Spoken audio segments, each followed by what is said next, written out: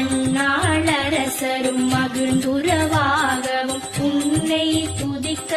உன் திருநாமம் சரஹண பவனே சைலொளி பவனே திரிபுர பவனே திகழொளி பவனே பரிபுர பவனே பவமொழி பவனே